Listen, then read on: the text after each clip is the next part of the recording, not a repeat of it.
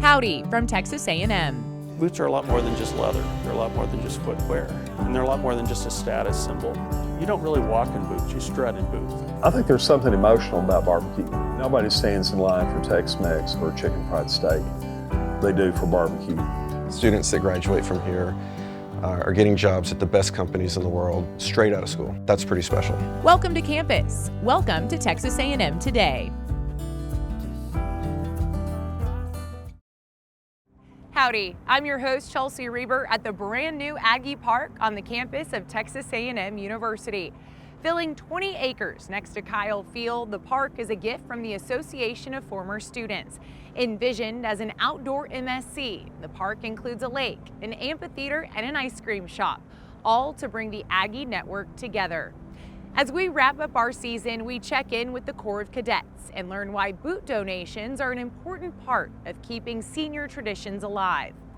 Plus, with Aggie animators working on major films like Encanto and the How to Train Your Dragon trilogy, we're finding out what makes A&M's visualization program such a powerhouse.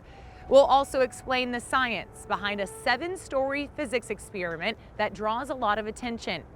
But we'll start with something Texans know better than anyone, barbecue, and why a special A&M program has people waiting years to learn from the 3 Brisketeers. There are 3 main foods that are in Texas: barbecue, Tex-Mex, and chicken fried steak. Nobody stands in line for Tex-Mex or chicken fried steak. They do for barbecue. They'll go to workshops on barbecue. They buy books about barbecue. They want to figure out not only where to find the best to eat, but they're also intrigued because they want to figure out how to prepare it. It's almost like if I could only have the right equipment, if I could get the right meat, or if I get the right seasoning, or if I could figure out the right temperature, all these moving parts, and you figure if you can just solve something, you'll be able to deliver. There is something about providing food for people that they enjoy that is so satisfying to you.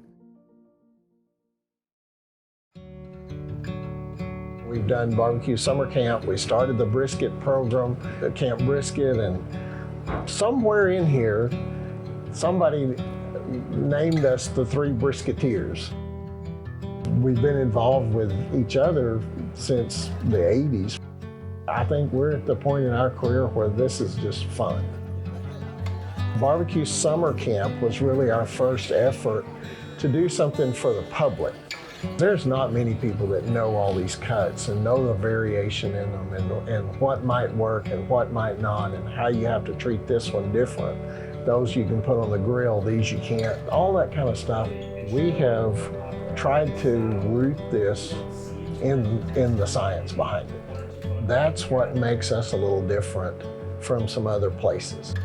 You go and talk to a pit master somewhere, well, he may not want to share everything with you.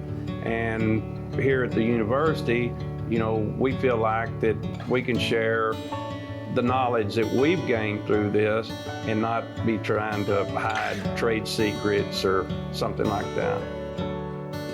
People from all over the United States come in. You know, they've come from all walks of life, but they really have one interest, and that's learning how to make better barbecue. Because there's such a huge variance from the top to the bottom on these things. The first BBQ Summer Camp we had, we sent out information about coming to it, and it took a while to finally get people that wanted to come, and we got a good number of people, but it wasn't anything that sold out. The last time we actually had an online sign up, it took 10 seconds before the camp was filled. And after that point, we went to a lottery system so that people would have some chance to be able to enter this lottery. At the end of 5 years, if you haven't made it to the camp through the lottery, you get in automatically. And it's amazing how many people have waited 5 years to come to the camp. I was just hungry for brisket, and there was nobody making it in the UAE in 2014. Boiling gas during the day, wearing a suit, and then wearing an apron at night. Made, I think, what I thought was decent brisket, but didn't know and didn't have a reference till I went back to Texas. We were just making a lot of brisket, and my character evolved, who I am as a person evolved.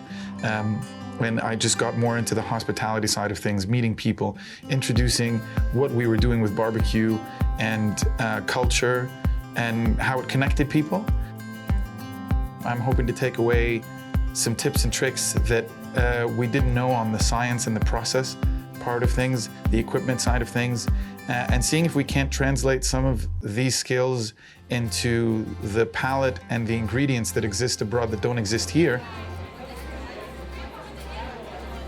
I am the pitmaster for my high school's barbecue team. I just realized that it's something that I really enjoy because there's so much trial and error and there's so much to it that people don't realize. I'm able to have some experiences like this which allow me to learn more about barbecue and bring it back to my school and the community. I also really enjoy being a kid in barbecue and a girl.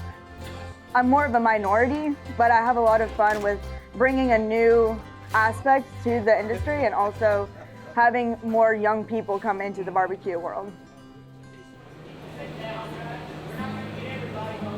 I started out as an attorney.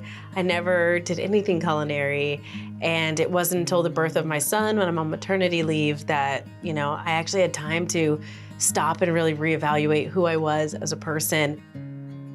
I started watching TV shows and I stumbled onto competition barbecue. I didn't realize at the time that that is not the same barbecue that you do at a restaurant, but I was hooked.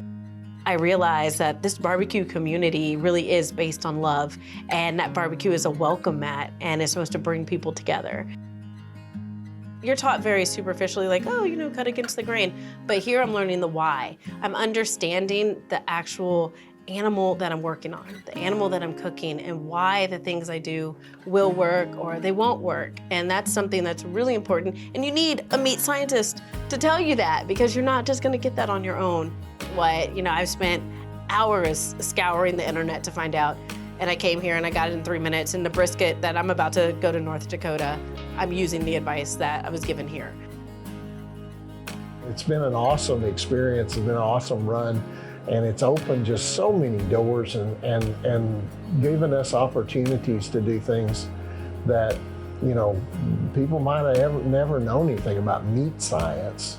But when you add that word barbecue at the front of it, then it becomes important to them.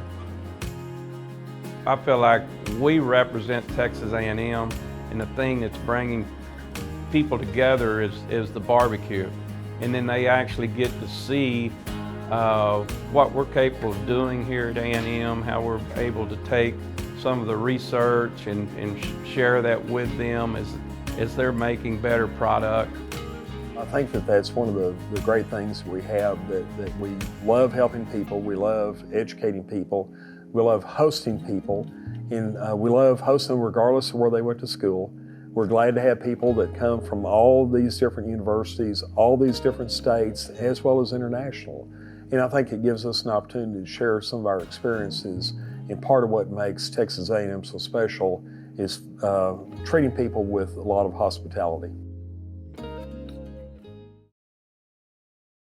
A&M also hosts a brisket camp each January. Want a chance to go to either camp? Head to our website to learn more. Now it's time for an Aggie Fact. Instead of buying meat from the grocery store, how about buying meat from A&M? The Rosenthal Meat Science Center stocks a retail store full of steaks, pork chops, bacon, sausage, and much more. Each item is cut fresh by Aggie staff and students. Their beef jerky has even made national headlines, with the New York Times once naming it the best in the country, prompting a flood of orders from carnivores across America. Next on our trip around campus, we're heading to the Sanders Corps of Cadets Center, where shelves are stacked high with the most treasured part of a senior cadet's uniform. Here's the story of how a simple boot donation led to a very special moment.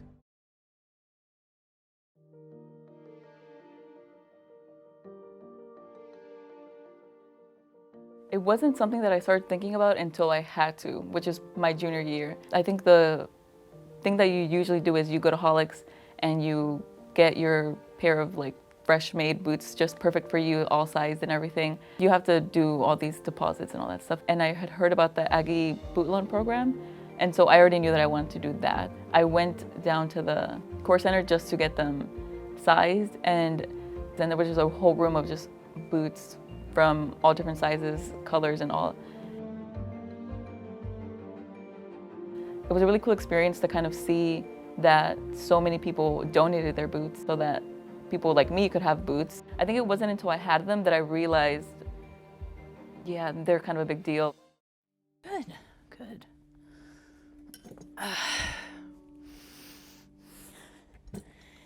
Yeah, I think that might have some possibility. You look at sort of a time capsule of the cadets that came before, whose name is in it.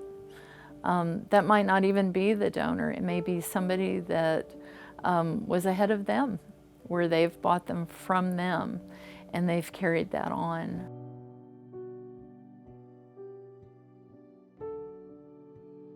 The people that donate their boots, they're like, I want these to have a life again. They're having a new life. They're serving another purpose. Okay, same thing, point and pull. Oh. Did you hear that noise? That thump. That's what I listen for. That's a good noise. When I fit a cadet, tell them a little bit something about the donor. Cadets kind of get this wide-eyed look, and so I'm excited to tell them a little bit about them. So that's him, the first one, very first one. They look great. They look like they're still in the same shape that they were.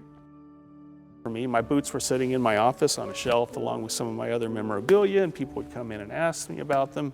That's really the first time they'd ever been displayed. Until then, they'd just been in my boot bags. A lot of times they were at my parents' house while I was moving around the military.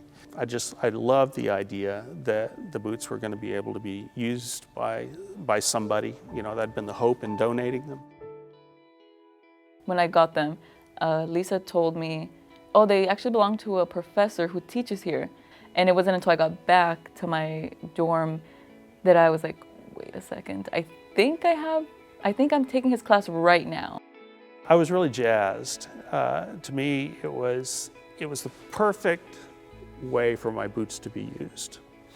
Number one, they were being used. Number two, they were being used by a cadet who otherwise could not have, worn boots. And then to bring that all full round for it to be a female cadet, for it to be a young woman, I just think that's wonderful. Oh, he was very excited. He was so happy to know not only that somebody was wearing them, but to have that immediate connection was wonderful. Boots are a lot more than just leather. They're a lot more than just footwear, and they're a lot more than just a status symbol. You don't really walk in boots, you strut in boots. I think the boots are a symbol of all the hard work and everything that you have to go through for so long. You have to have the confidence to wear them. I think it's something that is so important to the cadets, to the students, to making their time memorable. I think it'd be really cool to talk to the next person that gets to wear them and just do this whole thing again where it's this full of excitement of learning about someone else and getting to know their story, and I get to tell them mine. Okay, they should be about the same, right? Look at that. Look at that. Yeah, well, I've got a little bit more there. Yeah, so, that's true. I would love it to be used every year, and so for them to be able to help sort of put that finishing touch on a cadet's senior year. And as often as they will last and as they will fit someone, I hope that they're used. And I would love to hear from every one of them. I'd love to, build that relationship with whoever it is that's wearing those boots. Let that be the connection. Those boots are among about 600 pairs donated over the years. About 125 are loaned out to cadets annually. Next, we'll show you a 400-pound metal ball swinging from 7 stories high here at A&M. It's not just cool to look at, there's a scientific reason behind it too.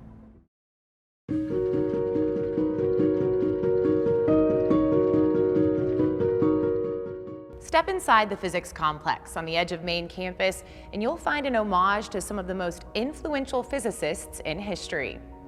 Downstairs, an auditorium named after Stephen Hawking, who made 4 trips to Texas A&M during his life. Look down and you'll find a Penrose tiling, a pattern of simple shapes that mathematically can go on forever without replicating. The physicist it's named after is lectured here too, and he's won a Nobel Prize. Finally, look up. You can't miss it, and you'll find a Foucault pendulum hanging down from the 7th story. But this isn't a pendulum like you'd find in a grandfather clock. This one proves the Earth rotates, and there's only 6 in Texas and a few hundred in the world. So Leon Foucault was a French physicist who lived in the 19th century. He was involved with experiments involving light and mechanics and the Earth's rotation.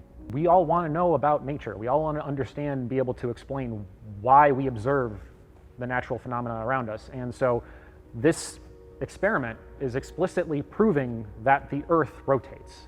And it does it in a way that is a direct measurement that we can observe right in front of us. Dr. Dawson Noderf teaches introductory physics classes to hundreds of A&M students each year. Some have some high school experience, but a lot of them come for the first time, and I get to open their eyes to the beauty of the natural world. He and the other professors in his department do that by starting with simple experiments like Foucault's pendulum.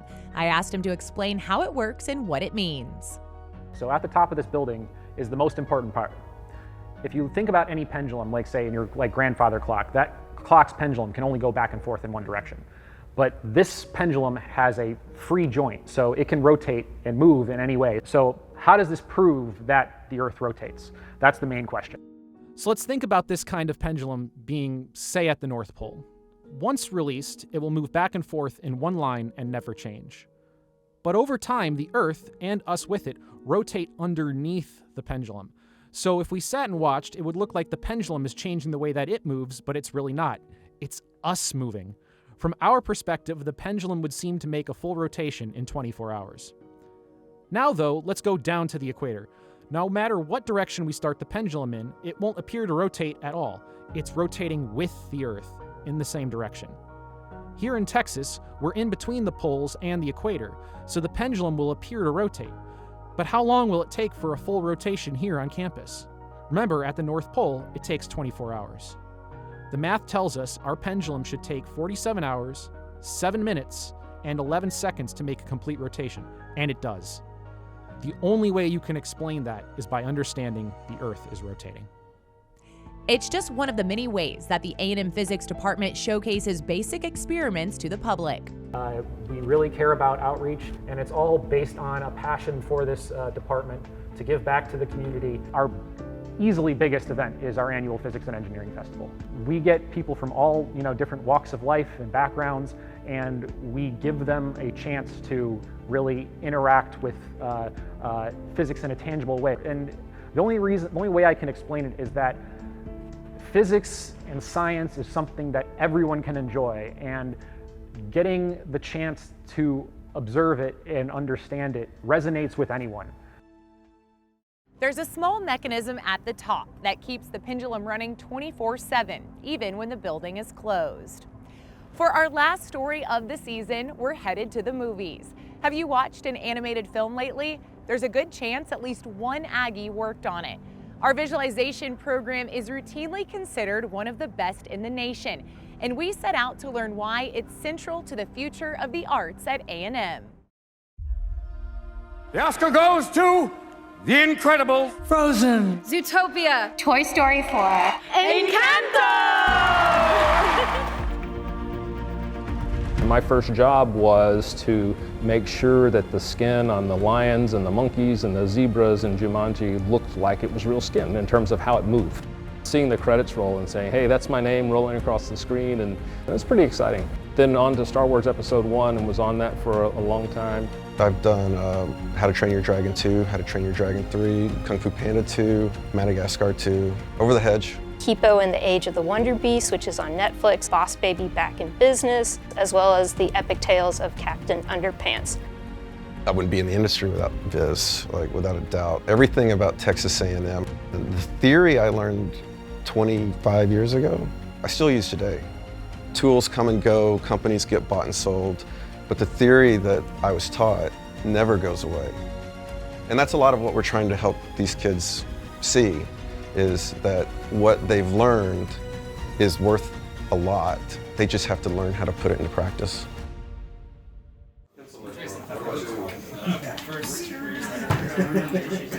Yeah, that's true.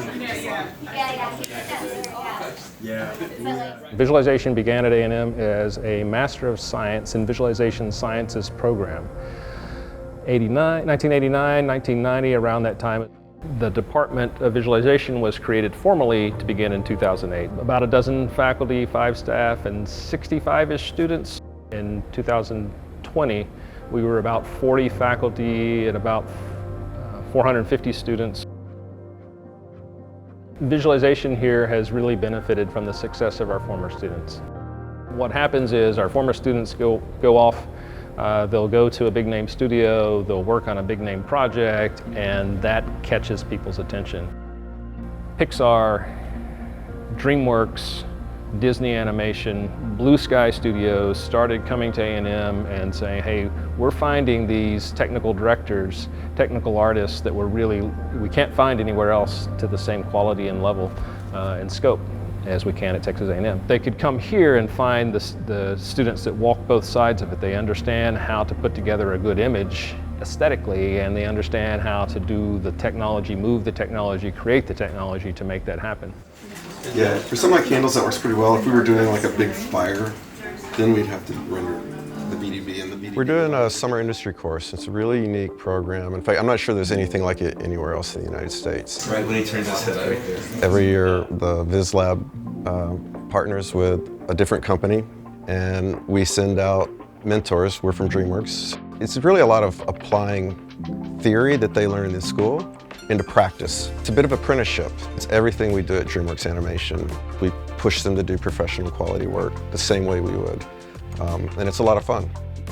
It's the greatest recruiting tool I've ever seen. We call it a 10-week job interview, which is incredibly stressful, right, to be under that kind of pressure as a student. But it's a chance for us to get to know each other.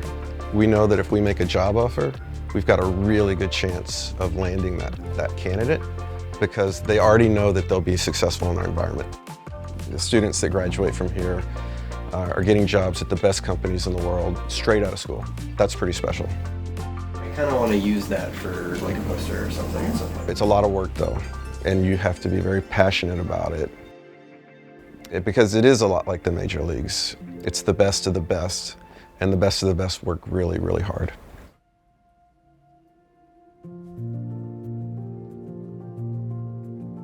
I guess like the big defining moment was actually seeing Iron Man for the first time and seeing the previs and how the interlocking machinery of Iron Man's suit came together, and so that really was an inspiring moment for me.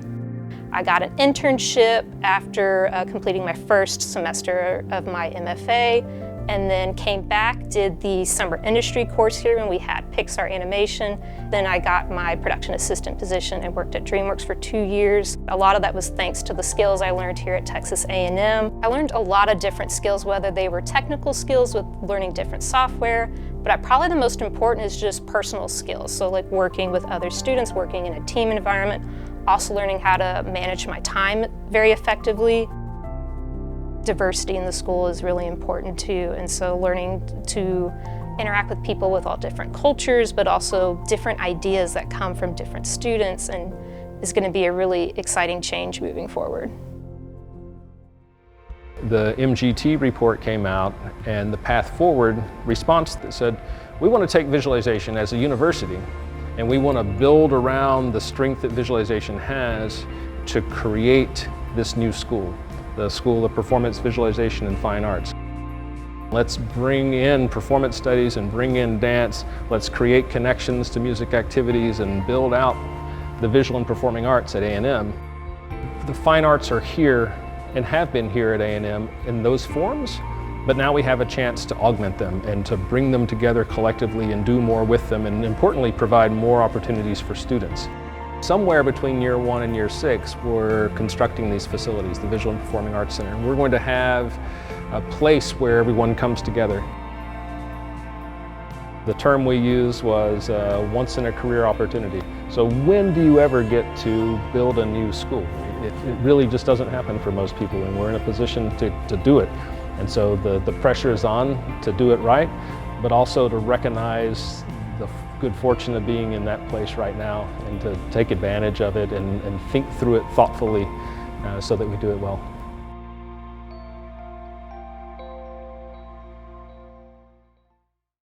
Dean McLaughlin and team hope to have their new building finished in the next few years. It's expected to include comprehensive performance and learning spaces for each discipline.